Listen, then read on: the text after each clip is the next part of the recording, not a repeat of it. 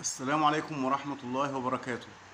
في كثير من الناس بيقع في خطأ شائع وخطأ شديد، وخصوصا في قراءة القرآن، قراءة سورة الفاتحة.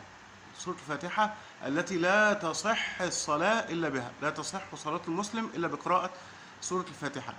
إيه الخطأ ده؟ خطأ شديد جدا. معظم الناس بيجي يقرأ الفاتحة يقول مالك يوم الدين، وهذا خطأ شديد. الصحيح ايه بقى؟ الصحيح مالكي يوم الدين. الخطأ الثاني قراءة ولا الضالين. المفروض بتمدها 6 حركات، تقول ولا الضالين. هما بيقولوا ايه؟ بيمدوها 600 حركة، وهذا خطأ شائع.